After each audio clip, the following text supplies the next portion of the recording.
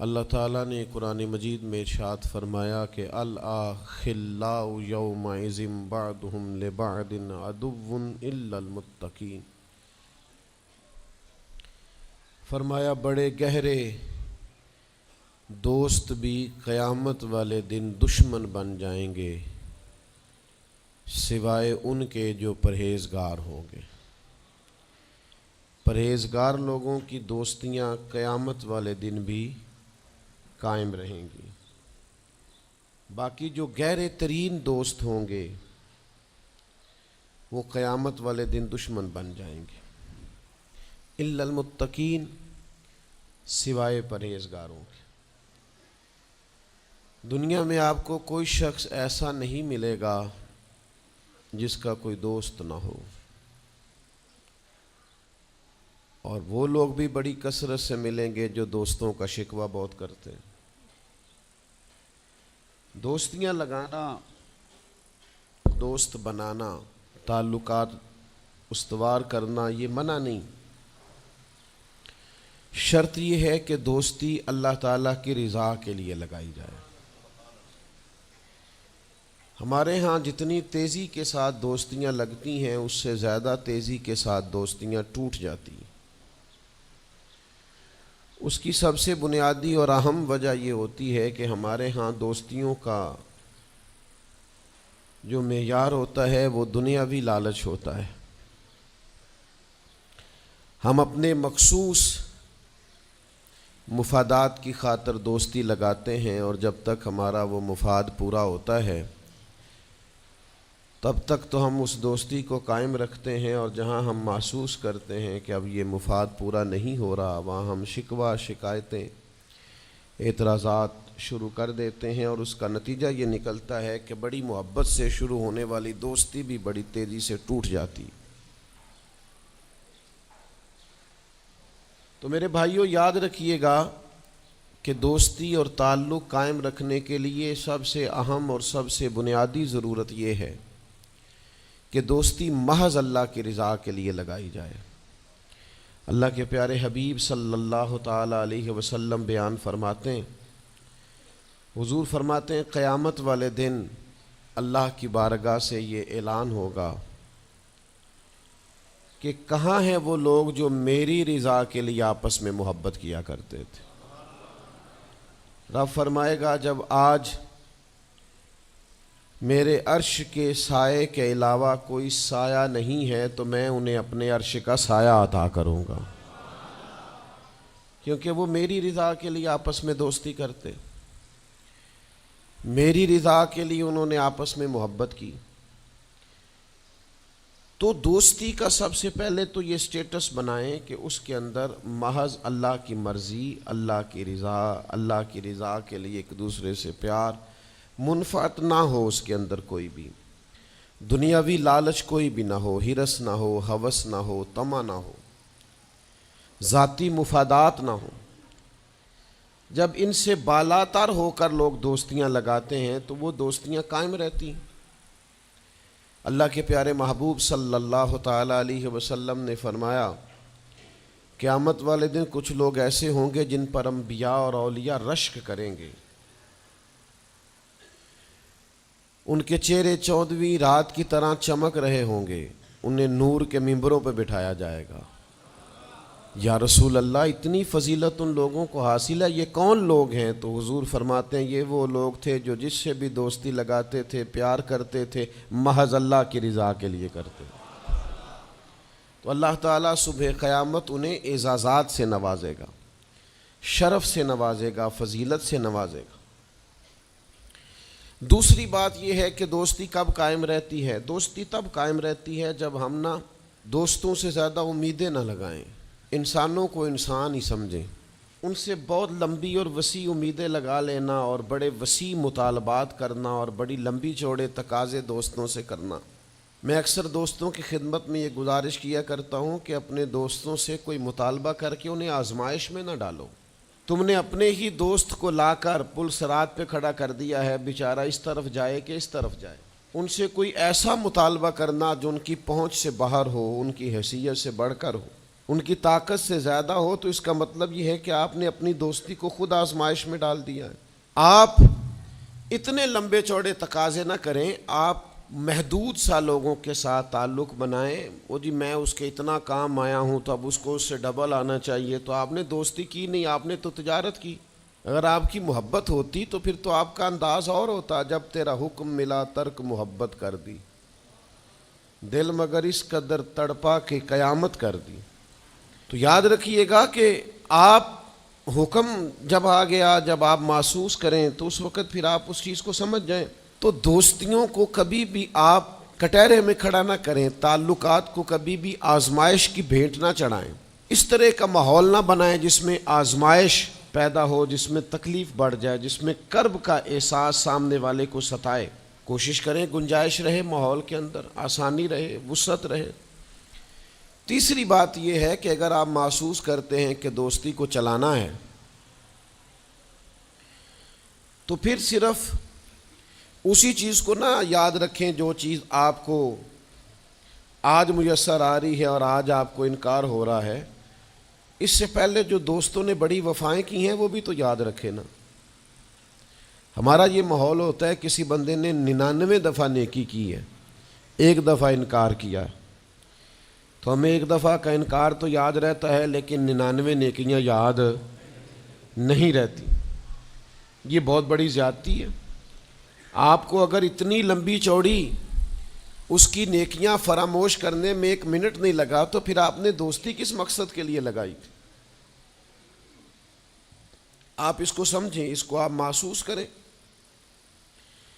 تو میں نے یہ دیکھا ہے زندگی میں کہ لوگ چاہتے ہیں کہ روز ان کا مطالبہ پورا کیا جائے، روز ان کا مطالبہ پورا۔ ہمارے ایک دوست تھے، بزرگ تھے، تو وہ سلسلہ طریقت کو چلاتے تھے، خانقاہ نظام کو، نظم کو لے کے چلنا مشکل ہوتا ہے۔ تو ان کے ایک مرید نے شکوہ کیا، اس نے کہا کہ حضرت پہلے آپ بڑا وقت دیتے تھے، اب آپ ٹائم نہیں دیتے۔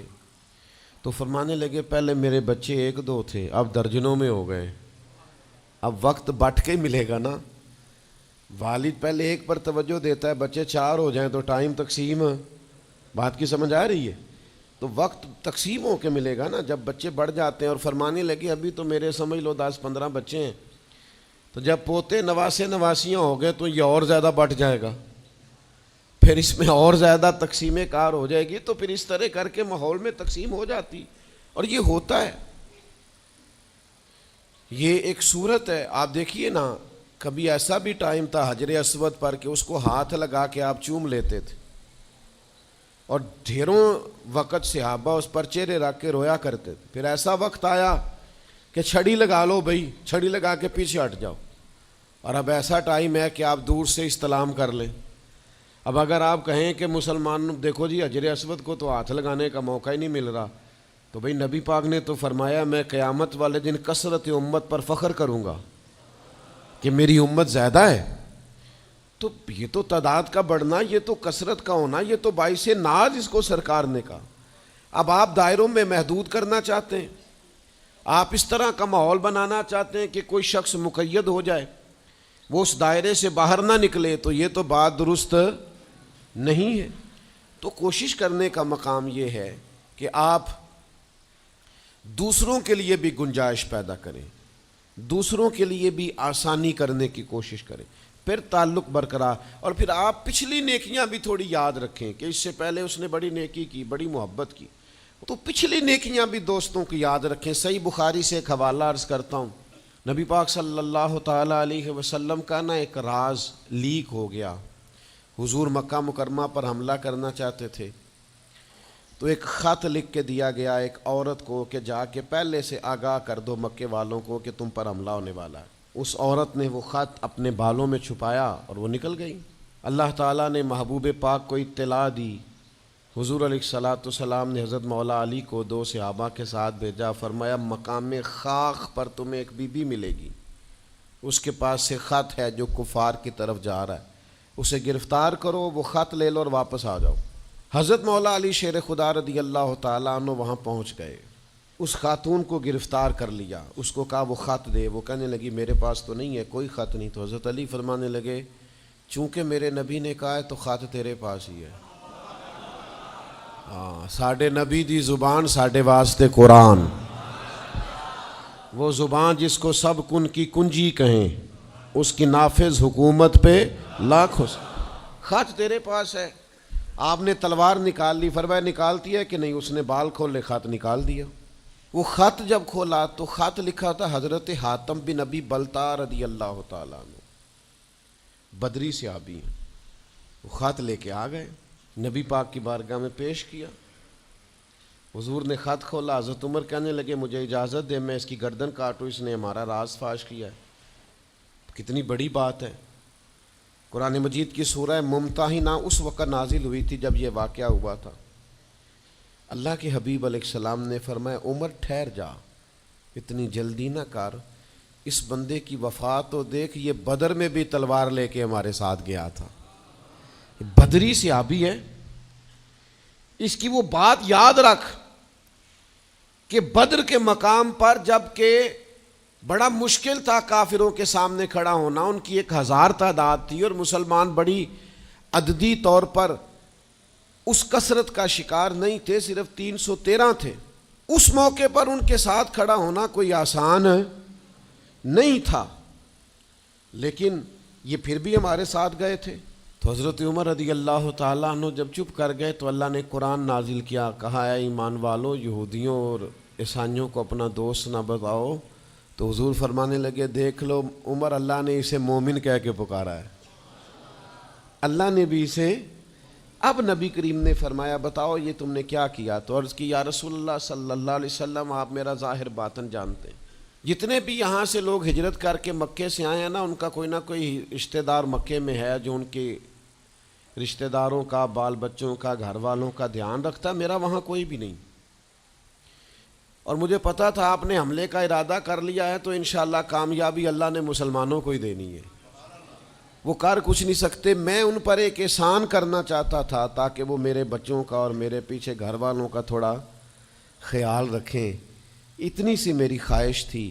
میرے نبی کریم نے ان کا عذر قبول کر لیا، فرمایا ٹھیک ہے آپ جو کہہ رہے ہیں بات ایسے ہی ہے، آپ کو اسلام کو نقصان نہیں پہنچانا چاہتے، آپ یہ چاہتے تھے کہ کوئی ایک نیکی ان پہ کر دی جائے تاکہ وہ آپ کے، تو اتنی بڑی بظاہر بات تھی لیکن حضور نے قبول کر لی۔ معنی کیا ہے کہ دوستوں کی پچھلی نیکیاں بھی یاد رکھنی چاہیے، ان کی پچھلی بھی خوبیوں اور پچھلے بھی معاملات کو تھوڑا یاد رکھنا چاہیے۔ ہم کیا کرتے ہیں؟ ہم کہتے ہیں جی اب وہ یہ نہیں کر رہا، بھئی تب کر رہا تھا نا، تو تب کی یاد کر لو، تب کی یاد رکھ لو، اس وقت کی آپ خیال کر لیں۔ ہم کیا کرتے ہیں؟ ہم 99 دفعہ کسی نے نیکی کی ہے تو ہم کہتے ہیں 100/100 چاہیے، آج بھی یہ کرے گا تو پھر تو قابل قبول ہے۔ تو اس سے کیا ہوتا ہے؟ اس سے تکلف پیدا ہوتا ہے، ایک آدمی روز کیسے نیکی کر سکتا ہے؟ چوتھی بات یہ ہے اگر ہم چاہتے ہیں دوستیاں نبھیں تو اسلام کا ایک حسن ہے کہ اسلام دین اعتدال ہے۔ اسلام کہتا ہے چلو ہی ذرا معتدل ہو کے، پہلے ہی ذرا تھوڑا سا احتیاط سے چلو۔ ہم جب کسی بندے کے اوپر فدا ہوتے ہیں تو پھر پورے ہی فدا ہوتے ہیں، پھر تو جناب یہ بھی تیرا ہے، یہ بھی تیرا ہے، یہ بھی تیرا ہے، اور پھر جب بعد میں لڑائی ہوتی ہے تو چائے کی پیالیوں کا بھی حساب کرتے ہیں کہ وہ جو وہاں جاتے ہوئے چائے پی تھی نا اس کے پیسے بھی میں نے دیے تھے، لہذا وہ بھی میرے بنتے ہیں واپس کر۔ کورے ورک کتاب نہیں ہوندے، پتھر دل گلاب نہیں ہوندے، اور سجنا پہلوں ہی سوچ کے لائیں پھر یاراں نال حساب نہیں ہوندے۔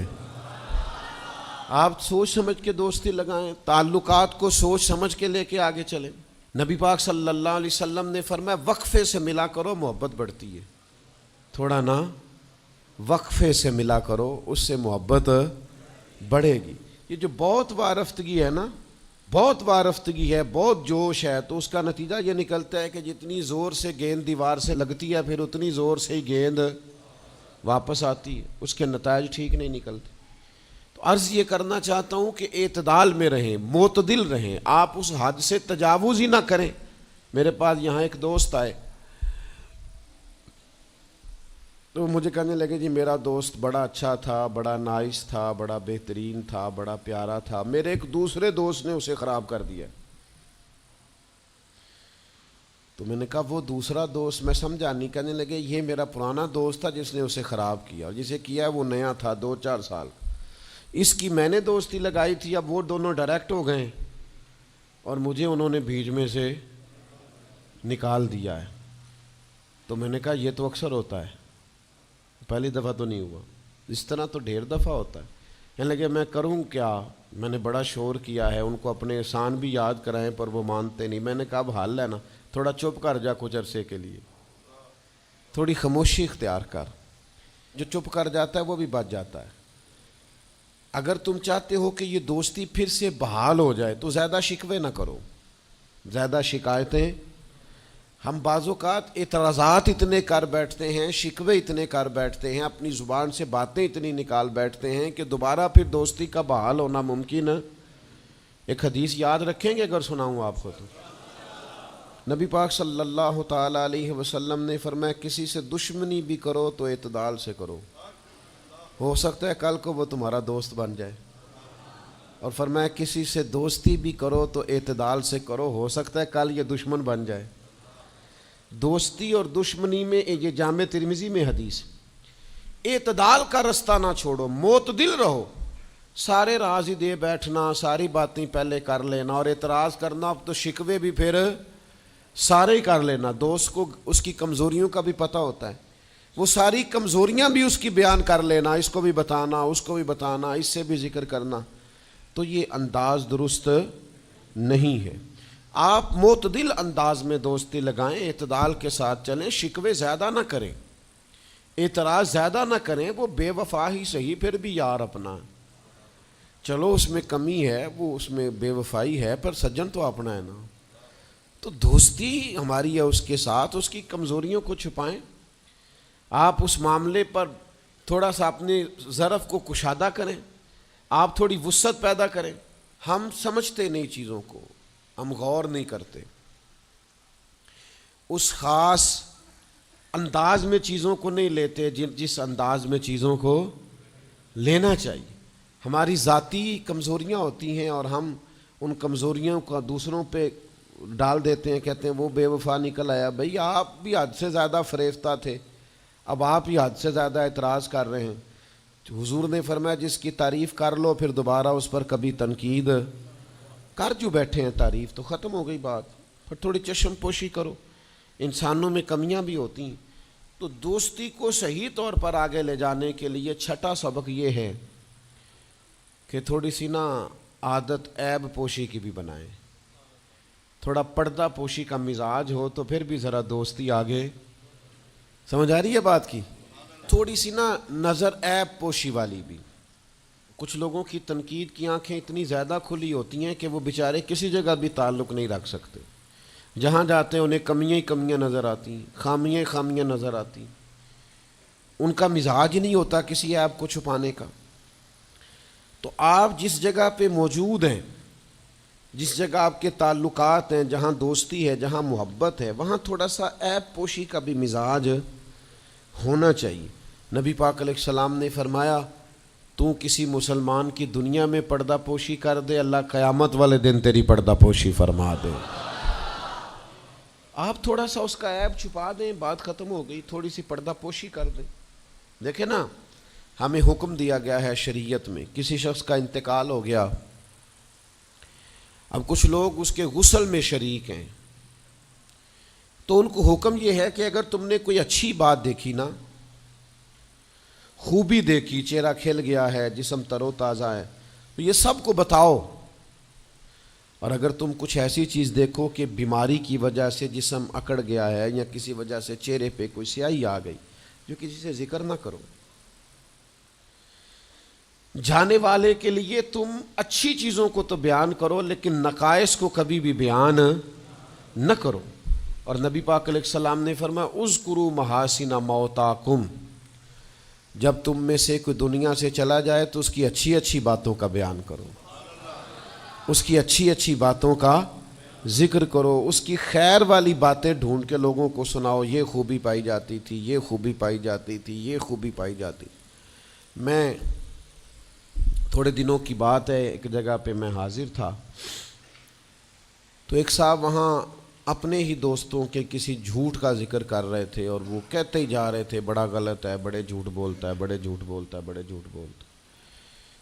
تو ایک آدھ دفعہ میں نے ان سے کہا کہ چلیں چھوڑیں، کوئی اور موضوع بھی ڈسکس کریں۔ تو پھر انہوں نے کہا جی وہ بے وفا بھی بڑا ہے، مطلب پرست بھی بڑا ہے۔ پھر میں نے کہا چلیں کوئی اور موضوع بھی چھیڑیں۔ انہوں نے کہا نہیں جی وہ بندہ ہی بڑا غلط ہے۔ میں نے ان سے کہا ایک بات کروں؟ کہنے لگے کر لے۔ میں نے کہا آپ کو اس سے پیار بڑا ہے۔ کہنے لگے وہ کیسے؟ میں نے کہا آپ اس کا موضوع چھوڑنے کو تیار ہی نہیں۔ یہ جو آپ شکوہ کر رہے ہیں نا، اس کو نچوڑے نا تو اس کے اندر سے محبت چھلکتی ہے۔ آپ اس کا موضوع چھوڑنے کو تیار، یہ جو ہر بات پہ اب کبھی آپ کہتے ہیں جھوٹا بڑا ہے، کبھی کہتے ہیں بدعہد بڑا ہے، کبھی آپ کہتے ہیں وہ مطلب پرست بڑا ہے، تو 3-4 دفعہ آپ سے کہا ہے موضوع بدل دیں تو نہیں نہ بدل رہے۔ اس کا مطلب یہ ہے کہ آپ کو اس شخص سے محبت۔ تو یہ جو آپ شکوے کر رہے ہیں نا بار بار، اسے بھی نچوڑیں تو اس کے اندر سے محبت چھلک رہی ہے۔ وہ جو باپ بار بار کہتا ہے نا فلانا منڈا میرا بڑا نافرمان ہے، تو اصل میں والد کو پیار ہوتا ہے۔ وہ بار بار جو اس کا ذکر کرتا ہے، بار بار لوگوں کے سامنے، اچھا بچہ کہہ رہا ہوتا ہے مجھے بدنام کر رہے ہیں، یہ دیکھیں جی بار بار ہر جگہ سے یہ میری شکایتیں کرتے ہیں، تو اصل بات کیا ہوتی ہے؟ اصل بات یہ ہوتی ہے کہ اس بندے کو اس سے محبت بہت زیادہ ہے، وہ چاہتا ہے اس پیار کے سبب سے، اس محبت کی وجہ سے کہ وہ بار بار اس کا ذکر کرے، بار بار اس کا تذکرہ کرے، تو تھوڑی عیب پوشی کا مزاج بنائیں، تھوڑا درگزر کی طبیعت بنائیں، تھوڑا ماحول کے اندر اس طرح کا مزاج لے کے آئے۔ ہم دوستوں سے میں اکثر ایک بات کرتا ہوں، ہم نہ صرف خامیاں یاد رکھتے ہیں، خوبیوں کا ذکر نہیں کرتے۔ اس کا نتیجہ یہ نکلتا ہے کہ ہماری دوستیاں تیزی سے ختم ہوتی ہیں، تعلقات زیادہ دیر پا ہوتے نہیں، چلتے نہیں۔ ہمیں کرنا یہ ہے کہ ہمیں اللہ کی رضا کے لیے دوستی کرنی، اللہ کی رضا کے لیے لوگوں سے پیار کرنا، اللہ کی رضا کے لیے اللہ کے بندوں کی باتیں سننی، اللہ کی مخلوق سمجھ کے لوگوں کی خوبیاں دیکھنی، اللہ کے بندے سمجھ کے ان کے اندر پائی جانے والی باتوں کو ہم نے اخذ کرنا۔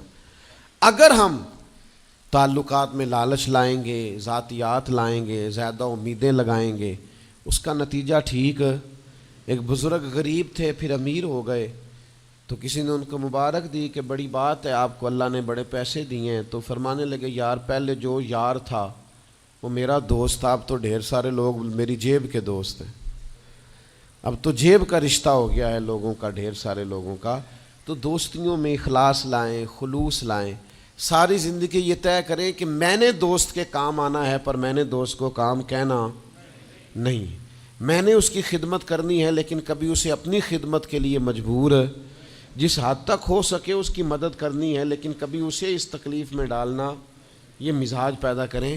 آپ کو اس دوستی میں روحانیت محسوس ہوگی، اس تعلق کے اندر آپ کو ٹھنڈک محسوس ہوگی، لیکن جب شائبہ ایک نقطے کا بھی ذاتی لالچ کا آ جائے گا نا، پھر اس میں ٹھنڈک نہیں رہے گی، اس میں وہ خوبی نہیں رہے گی جو کہ ہونی چاہیے۔ اللہ تعالی ہمیں سمجھنے کی توفیق دے۔